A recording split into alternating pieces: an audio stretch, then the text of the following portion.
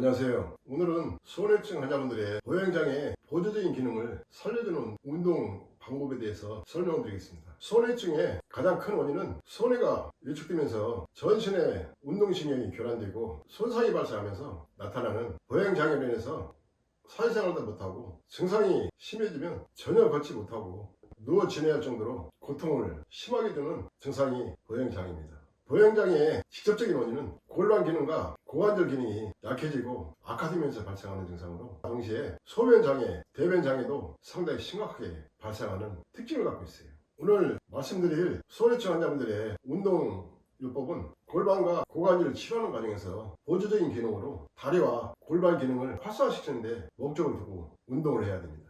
제가 39년 전에 개발한 이 나노자석은 4500가우스 강력한 의료용 자석으로 체내에 수천 개의 파동 에너지가 7내지 8cm를 뚫고 들어가면서 체내의 독소나 노폐물, 염증까지 완전히 다 분해하면서 정상적으로 세포 기능을 활성화시키고 교란되고 외축된 신경 기능을 활성화시키면서 살리는 치료법으로 지금까지 소외증 환자분들을 39년 동안 수많은 분들을 치료해드렸는데, 제가 알려드린 치료법대로 진행을 하신 분들은 놀라운 치료 결과를 얻게 되고, 모든 분들이 이 나노자석을 선택하기 전에 타시가나 시틀렌 줄기세포를 맞으면서 치료하고자 노력하시는 분들이 효과를 보지 못하고 몸 상태가 계속 악화되는 과정 속에서 다시 한 번 더 건강을 찾고자 용기를 내서 이 나노자석을 선택해서 치료하신 분들은 좋은 결과를 얻게 되니까 다른 치료를 다 정리하시고 이 나노자석만 올인해서 치료하시는 경우가 거의 대부분입니다.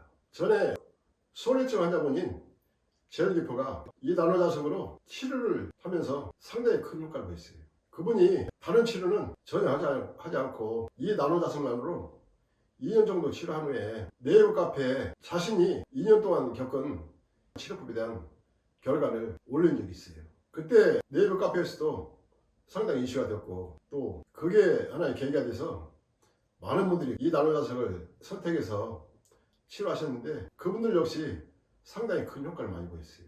저 역시도 그 후로 소외증을 집중적으로 깊이 있게 연구를 했어요.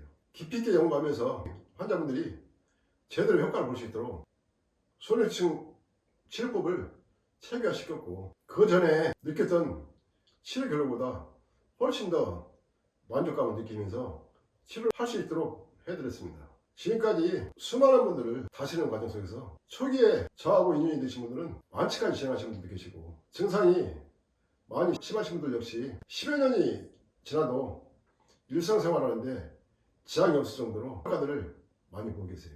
오늘 제가 말씀드릴 소외증 환자분들의 운동요법은 절대 치료 방법이 아니기 때문에 반드시 이 나노자석으로 골반과 고관절의 기능을 살리는 치료법으로 진행하면서 치료를 하셔야만이 근본적으로 치료가 가능합니다. 운동요법은 수영이나 걷기 운동이 큰 무리가 안 가고 수월하게 치료할 수 있지만, 걷기 운동하는 과정에서 산을 오르거나 계단을 오르거나 하는 운동은 소외증 환자한테 상당히 큰 충격으로 올 수 있기 때문에 절대 계단 운동이나 산을 오르는 운동은 피해야 됩니다. 평지를 걷되 무리가 가지 않게끔 걷는 운동을 하시고, 무리하게 운동을 하게 되면 운동이 아닌 노동이 되기 때문에 골반이나 고관절, 다리 기능에 상당히 큰 충격을 주기 때문에 무리한 운동은 절대 해서는 안 됩니다.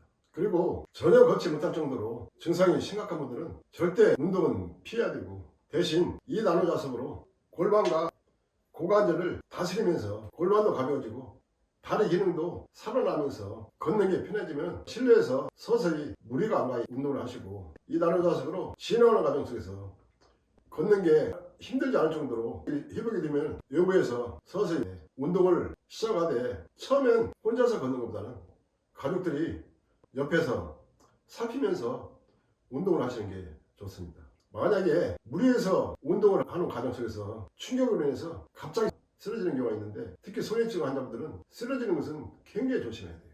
순간적으로 넘어지게 되면 다리나 골반 기능이 충격이 심하게 오면서 치료가 더 어려워지는 경우도 많이 있어요. 자신의 상태를 살펴보면서 무리하지 않는 선에서 운동하시는 게 좋습니다. 이 나노자석으로 치료하는 과정 속에서 초기에 조금 회복이 됐다고 무리하게 운동하지 마시고, 이 나노자석은 10일을 하든 한 달 하든 1년을 하든 치료가 끊임없이 진행되기 때문에 회복이 된 상태에서 이제는 걷기 운동을 해도 되겠다 싶을 때 그때부터 서서히 운동을 해나가는 방법도 좋은 방법입니다. 그리고 무리하게 밖에서 운동하는 방법보다는 실내에서 실내용 자전거를 이용해서 운동하는 방법도 상당히 좋은 방법이에요.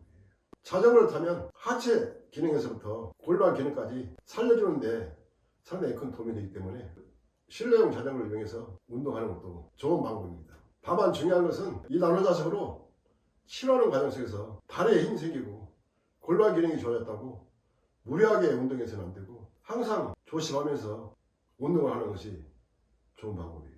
운동하기가 많이 힘드신 분들은 무리해서 일부러 운동하지 마시고 이 나노자석으로 골반과 고관절을 다스리게 되면 골반과 고관절에서부터 다리 기능까지 전체적으로 외축된 신경 조직까지 살리고 뼈 조직까지 강화시키면서 치료가 이루어지기 때문에 일부러 운동을 꼭 해야만이 좋다는 생각을 하지 마시고 이 자세로 꾸준하게 관리하셔도 건강을 찾을 수 있고 건강한 삶을 살 수 있어요. 운동을 하고자 하시는 분들은 운동은 다리 기능을 살리는데 상당히 중요한 역할을 하지만 절대 치료가 되는 게 아니니까 반드시 이 나노자석으로 골반과 고관절을 다스리면서 운동요법을 병행하게 되면 회복 속도도 빠르게 진행될 겁니다. 병원에서는 무조건 운동을 권하지만 증상에 따라서는 상당히 큰 충격으로 돌아올 수도 있고 또 운동하는 과정에서 갑자기 넘어지는 경우가 발생하면 넘어지는 과정 속에서 다리나 골반 쪽에 심각한 충격이 가기 때문에 절대 무리해서 운동하지 마시고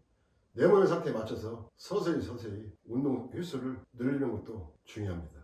수영요법도 좋지만 수영은 일부러 수영할 수 있는 수영장을 찾아서 운동을 해야 되기 때문에 불편함이 있으니까 이 자석으로 평소에 치료하면서 무리하지 말고 외부에 나가서 운동하는 것보다 실내에서 실내용 자전거를 이용해서 운동하는 것도 상당히 좋은 방법이니까 자신의 맞는 운동요법을 찾아서 무리하지 않는 선에서 운동을 하시는 게 좋습니다. 이 나노자석으로 골반에서부터 고관절, 하체 기능까지 살려주는 치료법으로 진행하게 되면 일상생활을 하는데 어려움이 없을 정도로 건강할 수 있는데 만약에 운동을 꼭 하고자 하는 분들은 무리하지 말고 내 몸의 상태에 맞춰서 운동하면서 건강을 찾는 것이 좋은 방법이기 때문에 이 나노자석으로 치료하면서 운동요법을 병행할 것을 권해드립니다. 제 유튜브나 제 홈페이지를 보시면 손해증 치료법인 경동맥 치료법에서부터 뇌혈관 치료법, 골반 치료법, 고관절 치료법 그 이외에 다리 기능까지 살리면서 극심한 변비나 잔뇨, 빈뇨, 급박증, 요실금 등 소변 장애로 고통받는 증상을 치료하는 치료법에 대해서 설명해 놓은 게 있으니까 제 유튜브를 살펴보시면 앞으로 어떤 치료법을 선택해서 어떻게 치료해야만이 내 몸의 건강을 찾고 건강을 살 수 있는지 판단할 수 있습니다. 감사합니다.